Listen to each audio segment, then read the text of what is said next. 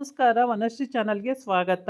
Video ತಂದಾಯಿತು. ಬನ್ನಿ, ಇವತ್ತು ಪವಾಡ ಪುರುಷ ಸೀರಿಯಲ್ಲು ಹೇಗೆ ಮೂವ್ ಆಗುತ್ತೆ, ಏನು ಸ್ಟೋರಿ ಇದೆ ನೋಡೋಣ. ಅದಕ್ಕಿಂತ ಮುಂಚೆ ನನ್ನ ವಿಡಿಯೋಕ್ಕೆ ಸಬ್ಸ್ಕ್ರೈಬ್ ಮಾಡಿಲ್ಲ ಅಂದರೆ ದಯವಿಟ್ಟು ಸಬ್ಸ್ಕ್ರೈಬ್ ಮಾಡ್ಕೊಳ್ಳಿ, ಹಾಗೆ ಒಂದು ಲೈಕ್ ಕೊಡಿ.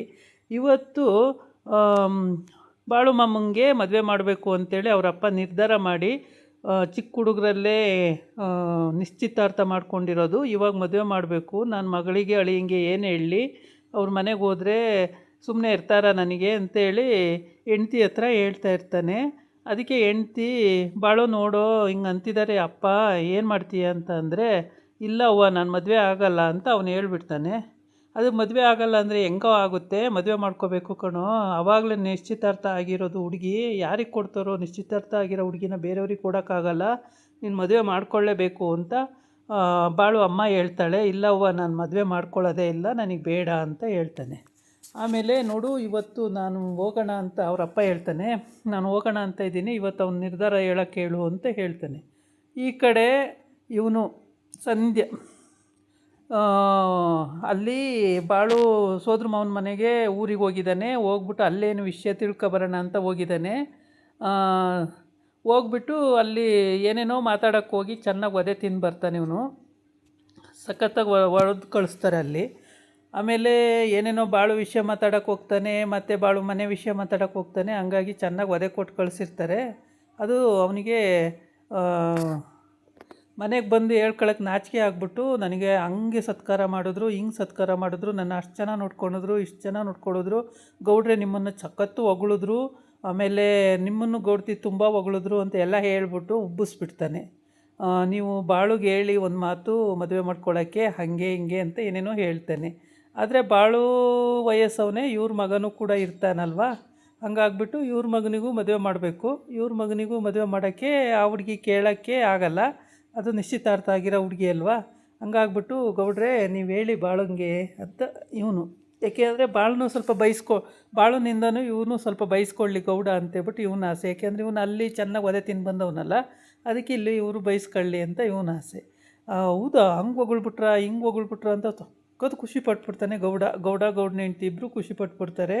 ಹೌದು ಗೌಡ್ರೆ, ಆಮೇಲೆ ಎಂಥ ಊಟ ಅಂತೀರಾ, ಉಪಹಾರ ಊಟ ಸಖತ್ತಾಗಿತ್ತು, ಏನು ಊಟ ಕೊಟ್ಟಿರಲ್ಲ, ಚೆನ್ನಾಗಿ ಒದೆ ಕೊಟ್ಟು ಕಳಿಸಿರ್ತಾರೆ. ಆದರೆ ಇವನು ಹೇಳೋದು ತುಂಬ ಊಟ, ಅಷ್ಟು ಚೆಂದ ಇತ್ತು, ಇಷ್ಟು ಚೆಂದ ಇತ್ತು ಅಂತ, ಮೃಷ್ಟಾನ್ನ ಭೋಜನ ಹಂಗೆ ಹಿಂಗೆ ಅಂತ ಏನೇನೋ ಹೇಳ್ಬಿಡ್ತಾನೆ. ಹೌದಾ, ಇಷ್ಟು ಚೆನ್ನಾಗಿ ನೋಡ್ಕೊಂಡ್ರ? ಹೌದು ಗೌಡ್ರೆ, ನೀವು ಒಂದ್ಸಲಿ ಹೋಗಿ ಬನ್ನಿ, ಎಷ್ಟು ಚೆನ್ನಾಗಿ ನೋಡ್ಕೋತಾರೆ ಅಂತ ನೋಡಿರಂತೆ ಅಂತ. ಹೌದು, ಅಷ್ಟು ಚೆನ್ನಾಗಿ ನೋಡ್ಕೋತಾರ ಅಂತ. ಆಮೇಲೆ ಬಾಳು ರೋಡಲ್ಲಿ ಹೋಗ್ತಾಯಿದ್ರೆ ಎಲ್ಲ ಹುಡುಗಿರು ಅವನ ಕಡೆ ನೋಡ್ತಾರೆ, ಹೆಂಗಸರು ಅವನ ಕಡೆ ನೋಡ್ತಾರೆ, ಅವನಿಗೆ ಅಷ್ಟು ಬೆಲೆ ಕೊಡ್ತಾರೆ ಅಂತೆಲ್ಲ ಹೇಳ್ಬಿಡ್ತಾನೆ. ಹೌದಾ, ಬಾಳುಗೆ ಅಷ್ಟೊಂದು ಬೆಲೆ ಕೊಡ್ತಾರಾ? ಹಂಗಾರೆ ನಾನು ನೋಡೋಕೆ ಹೋದ್ರೆ ನನಗೂ ಬೆಲೆ ಕೊಡ್ಬೋದಾ, ನಾನು ಒಳ್ಳೆ ಕೆಲಸ ಮಾಡ್ತಿದ್ದೀನಲ್ಲ ಅಂತ ಇವನು ಅಂದ್ಕೊಳ್ತಾನೆ.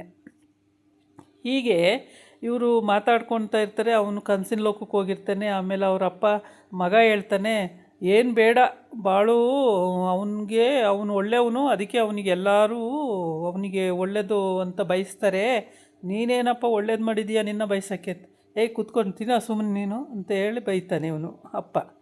ಆಮೇಲೆ ಅವನು ಬರೀ ತಿನ್ನೋದೆ, 24 ಗಂಟೆ ತಿಂತಾನೇ ಇರ್ತಾನೆ.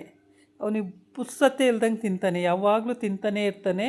ಹಂಗಾಗ್ಬಿಟ್ಟು ಅವನಿಗೆ ತಿನ್ನೋದು ಬಿಟ್ಟರೆ ಇನ್ನೇನು ಗೊತ್ತೇ ಇಲ್ಲ. ಅವ್ರ ಅಮ್ಮ ಕೇಳಿದ್ದೆಲ್ಲ ಕೊಡ್ತಾನೇ ಇರ್ತಾಳೆ, ಇವನು ತಿಂತಾನೇ ಇರ್ತಾನೆ, ಡೊಪ್ಪಕ್ಕಾಗ್ಬಿಟ್ಟಿದ್ದಾನೆ. ಏನಾರು ಅವ್ರ ಅಪ್ಪ ಬೈದರೆ ಸಾಕು, ಅವ್ರ ಅಮ್ಮ ಜಗಳಕ್ಕೆ ಹೋಗ್ಬಿಡ್ತಾಳೆ, ನನ್ನ ಮಗು ತಿನ್ನೋದಕ್ಕೆ ಏನಕ್ಕೆ ನೀನು ಹೊಟ್ಟೆ ಉರಿ ಪಡ್ತೀರಿ, ತಿನ್ನಲಿ ಬಿಡ್ರಿ, ನಮ್ಮ ಮಗ ಅಲ್ವಾ ತಿನ್ಕೊಳ್ಳಿ, ಎಷ್ಟು ತಿಂತಾನೆ ತಿನ್ನಲಿ, ಅವನಿಗೋಸ್ಕರನೇ ಮಾಡ್ತಾ ಇರೋದು, ಹಂಗೆ ಹಿಂಗೆ ಅಂತೆಲ್ಲ ಬೈದ್ಬಿಡ್ತಾಳೆ. ಹೌದಾ ಸರಿ ಅಂತೇಳ್ಬಿಟ್ಟು ಅವ್ನು ಇನ್ನೇನು ಮಾಡೋಕ್ಕಾಗಲ್ಲ, ಸುಮ್ಮನೆ ಆಗ್ಬಿಡ್ತಾನೆ ಗೌಡ. ಹಿಂಗೆ ಸಿಕ್ಕಾಬಟ್ಟೆ ಬೈತಾ ಇರ್ತಾಳೆ. ಯಾವಾಗಲೂ ತಿನ್ನೋ ವಿಷಯದಲ್ಲಿ ಅವನಿಗೇನು ಹೇಳಬಾರ್ದು, ಅವನು ಎಷ್ಟು ತಿಂದ್ರೂ ಏನೂ ಹೇಳಬಾರ್ದು, ಆ ಥರ ತಿಂತಾನೇ ಇರ್ತಾನೆ. ಆಮೇಲೆ ಒಂದು ದಿನ ಗೌಡ ತುಳಸಿ ಪೂಜೆ ಮಾಡ್ತಾ ಇರ್ತಾಳೆ ಅವರಮ್ಮ. ಈ ಕಡೆ ಬಾಳು ಅಮ್ಮ ತುಳಸಿ ಪೂಜೆ ಮಾಡ್ತಿರ್ತಾಳೆ. ಆಮೇಲೆ ಏನಮ್ಮ ತುಳಸಿ ಪೂಜೆ ಮಾಡ್ತಾಯಿದ್ದೀಯಾ ಅಂತ ಕೇಳ್ತಾನೆ. ಇನ್ನೇನಪ್ಪ ಮಾಡಲಿ, ಮನುಷ್ಯರಂತೂ ನನ್ನ ಮಾತು ಕೇಳಲ್ಲ, ಹಂಗಾಗಿ ನಾನು ತುಳಸಿ ಪೂಜೆ ಮಾಡಿದ್ರೆ ತುಳಸಿ ಅಮ್ಮನಾರು ನನ್ನ ಮಾತು ಕೇಳ್ತಾಳೆ, ಇಲ್ಲ ಪಾಂಡುರಂಗನಾರ ನನ್ನ ಮಾತು ಕೇಳ್ತಾರೆ. ಅದಕ್ಕೋಸ್ಕರ ತುಳಸಿ ಪೂಜೆ ಮಾಡ್ತಾಯಿದ್ದೀನಿ. ಅಲ್ಲಮ್ಮ ನಾನು ಸಣ್ಣ ಹುಡುಗನಿಂದ ನೋಡ್ತಾಯಿದ್ದೀನಿ, 25 ವರ್ಷದಿಂದ ತುಳಸಿ ಪೂಜೆನೇ ಮಾಡ್ತಾಯಿದ್ದೀಯಲ್ಲಮ್ಮ ಅಂತ. ಹೌದು ಮಗ, ತುಳಸಿ ಪೂಜೆ ಮಾಡಿದ್ರೆ ಅಮ್ಮ ಪಾಂಡುರಂಗ ನನ್ನ ಮಾತು ಕೇಳ್ತಾರೆ. ಅವ್ರ ಹತ್ರ ನನ್ನ ಕಷ್ಟ ಹೇಳ್ಕೊಬೋದು. ಬೇರೆಯವ್ರ ಹತ್ರ ನಾನೇನು ಕಷ್ಟ ಹೇಳ್ಕೊಂಡ್ರು ಅರ್ಥ ಆಗಲ್ಲ, ನಾನು ಏನು ಹೇಳ್ಕೊಳ್ಳಿ ಹೇಳು ಅವ್ರ ಹತ್ರ ಎಲ್ಲ ಅಂತ ಹೇಳ್ತಾಳೆ. ಆವಾಗ ಅವನು ಹೌದೇ ನಮ್ಮ ದೇವ್ರುಗಳು ಕಷ್ಟನ ಪರಿಹರಿಸ್ತಾರಾ ಅಂತ ಕೇಳ್ತಾನೆ. ಹೌದು ಮಗ, ನಮ್ಮ ಸಮಾಧಾನಕ್ಕಾದ್ರೂ ದೇವ್ರನ್ನ ನೆನ್ಕೋತೀವಿ, ಆವಾಗ ದೇವರು ನಮಗೆ ಪರಿಹಾರ ಮಾಡಿದ್ದಾನೆ ಅಂತ, ಏನಾರ ಒಳ್ಳೇದಾದರೆ ಪರಿಹಾರ ಮಾಡಿದ್ದಾನೆ ಅಂತ ತಿಳ್ಕೊತೀವಪ್ಪ ಅಂತ ಹೇಳ್ತಾಳೆ. ನಿನ್ನಿಂದ ಈಗ ನೀನು ಒಪ್ಕೊಂಡಿದ್ದರೆ ಮದುವೆ ಆಗೋಗಿರೋದು ಅಂತ ಹಿಂಗೆ ಹೇಳ್ತಾಳೆ. ಮತ್ತೆ ನೀವು ಬೇಡ ಸುಮ್ಮನಿರವ, ಮತ್ತು ಅಲ್ಲಿಗೆ ಹೋಗ್ತೀಯಲ್ಲವ ಅಂತ. ಇವನಿಗಂತೂ ಸಂಧ್ಯಂಗಿ ಚೆನ್ನಾಗಿ ಒದೆ ಕೊಟ್ಟು ಕಳಿಸಿರ್ತಾರೆ. ಅದನ್ನು ಇವನು ವರ್ಣನೆ ಮಾಡಿ ಹೇಳ್ತಾ ಇರ್ತಾನೆ ಗೌಡಂಗೆ. ಒದೆ ತಿಂದು ಬಂದು ಹಂಗೆ ಮಾಡಿದ್ರು ನನಗೆ, ಹಿಂಗೆ ಮಾಡಿದ್ರು ನನಗೆ. ಅವನು ಹೇಳೋ ರೀತಿಯೇ ಚೆನ್ನಾಗಿರುತ್ತೆ, ಕೇಳೋಕ್ಕೆ ಚಂದ, ಆ ಥರ ಅಷ್ಟು ಚೆಂದ ಹೇಳ್ತಿರ್ತಾನೆ. ಅದನ್ನು ವರ್ಣನೆ ಮಾಡಿ ಮಾಡಿ ಮಾಡಿ ಹೇಳುವಾಗ ನೋಡೋಕ್ಕೆ ಒಂಥರ ಚೆಂದ ಕಾಣ್ತಾನೆ ಇವನು. ನೀನು ಮದುವೆ ಆಗಿಲ್ವ ಅಂತ ಕೇಳಿದ್ರು, ಹಾಗೆ ಹಿಂಗೆ ಸರಿ ದಬಾಯಿಸಿ ಕಳಿಸ್ಬಿಟ್ಟಿರ್ತಾಳೆ ಇವಳು. ಅದನ್ನೆಲ್ಲ ನೆನ್ಕೋತಾ ಇದ್ದಾನೆ ಅವನು. ಹೆಂಗೆ ಅವಳು ಉಗ್ದಿದ್ಲೋ ಅದನ್ನೆಲ್ಲ ನನಗೆ ಅಷ್ಟು ಹೊಗಳಿದ್ರು, ಅಷ್ಟು ನನ್ನನ್ನು ಸತ್ಕರಿಸಿದ್ರು, ಅಷ್ಟು ನನಗೆ ಉಪಚಾರ ಮಾಡಿದ್ರು ಅಂತ ಎಲ್ಲ ಹೊಗಳ್ತಾನೆ. ಇಲ್ಲಿ ನೋಡಿದ್ರೆ ಇವಳು ಚಂಡಿ ಚಾಮುಂಡಿಯಾಗಿ ಉಗಿದು ಕಳಿಸಿರ್ತಾಳೆ ಸರಿಯಾಗಿ. ಯಾರು ಬಾಳುಮಾಮನ ನಿಶ್ಚಿತಾರ್ಥ ಆಗಿರೋ ಹುಡುಗಿ ಸರಿ ಹುಡುಗಿ ಅಮ್ಮ ಸರಿ ಉಗಿದು ಕಳಿಸಿರ್ತಾಳೆ. ಬಾಳುಮಾಮನ ಅಕ್ಕನೇ ಅಲ್ಲ, ಅಕ್ಕ ಭಾವನೇ ಅವರು. ಆಮೇಲೆ ಅವರ ಅತ್ತೆನೂ ಕೂಡ, ಅವ್ರ ಅತ್ತೆಗೂ ಕೋಪ ತಡೆದಲ್ಲೇ ಅವ್ರ ಅತ್ತೆನೂ ಕೂಡ ಸರಿ ಉಗ್ದಿರ್ತಾರೆ. ಇದನ್ನೆಲ್ಲ ಇವನು ವರ್ಣನೆ ಮಾಡಿ ಹೇಳೋದು ರೀತಿ ನೋಡಿಬಿಟ್ಟು ಅವರು ಆಶ್ಚರ್ಯ. ಅಯ್ಯೋ, ಇಷ್ಟು ಚೆನ್ನಾಗಿ ನೋಡ್ಕೊಂಡ್ರ ಅವ್ರ ಮನೇಲಿ, ನಾವೊಂದ್ಸಲ ಭೇಟಿ ಕೊಡಬೇಕಲ್ಲ ಅಂತ ಹಿಂಗೆ ಅನ್ಕೋತಾ ಇರ್ತಾರೆ. ಆದರೆ ಹುಡುಗಿ ಅಮ್ಮ ಇದು, ಅಂದರೆ ಬಾಳುಮಾಮಂಗೆ ನಿಶ್ಚಿತಾರ್ಥ ಆಗಿರೋ ಹುಡುಗಿ ಅಮ್ಮ. ಸರಿ, ಅವ್ರ ಅಪ್ಪನೇ ಹೋಗ್ಬಿಡ್ತಾನೆ ಲಾಸ್ಟಲ್ಲಿ. ಮಾತಾಡ್ಸ್ಕೊಬರೋಣ, ಸುಮಾರು ವರ್ಷಗಳೇ ಆಗೋಯ್ತಲ್ಲ, ಮಗಳು ಹೆಂಗಿದ್ದಾಳೆ ಅಂತ ಮಾತಾಡ್ಸ್ಕೊಬರೋಣ ಅಂತ ಹೋಗ್ತಾಳೆ. ಅಷ್ಟೊತ್ತಿಗೆ ಅಲ್ಲಿ ಅವ್ರ ಮನೆಯಲ್ಲಿ ಊಟ ಕೊಡು ಅಂತ ಕೇಳ್ತಾನೆ ಗಂಡ. ಸರಿ ಊಟ ಕೊಟ್ಟಿರ್ತಾಳೆ, ಅದೇನೋ ಚೆನ್ನಾಗಿರಲ್ಲ. ಅದಕ್ಕೆ ಅದು ಹಂಗಾಯ್ತು ಅಂತ ಇವಳು ಹೇಳ್ತಾ ಇರ್ತಾಳೆ. ಎತ್ತಿ ಅವ್ರ ಅತ್ತೆ ನಿಜನೇ ಹೇಳ್ಬಿಡ್ತಾಳೆ. ಓಹೋ, ಇಲ್ಲೂ ಇಟ್ಬಿಟ್ರಾ, ನಿಜ ಹೇಳ್ಬಿಟ್ರಾ ಅಂತ ಕೇಳ್ತಾಳೆ. ಅಯ್ಯೋ, ನಾನು ನಿಜನೇ ಹೇಳೋದು, ನಾನು ಸುಳ್ಳು ಹೇಳೋದೇ ಇಲ್ಲ ಅಂತ ಅವ್ರ ಅತ್ತೆ ಹೇಳ್ತಾಳೆ.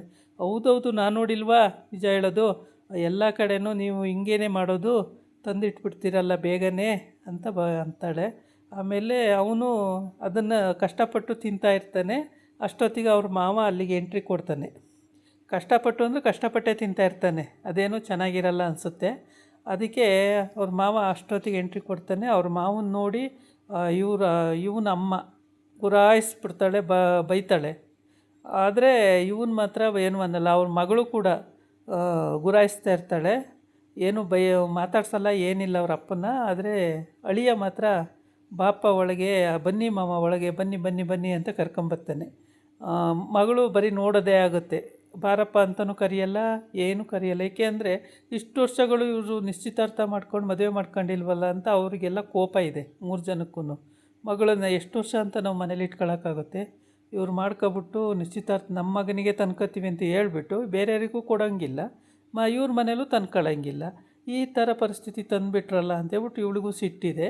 ಆಮೇಲೆ ಅಳಿಯಂಗೂ ಸಿಟ್ಟಿದೆ. ಆದರೆ ಅಳಿಯ ತೋರಿಸ್ಕೊತಾ ಇಲ್ಲ, ಮಾವನ್ನ ತುಂಬ ಇಷ್ಟಪಟ್ಟು ಮಾತಾಡಿಸ್ಬಿಟ್ಟು ಕರಿತಾ ಇದ್ದಾನೆ, ಬನ್ನಿ ಮಾವ ಒಳಗೆ, ಬನ್ನಿ ಮಾವ ಒಳಗೆ ಅಂತ. ಅವ್ರ ಅತ್ತೆ ಅಂತೂ ಬಜಾರ್ತನ ತೋರಿಸಿ ಅವಳು ಬೈತಾ ಇದ್ದಾಳೆ.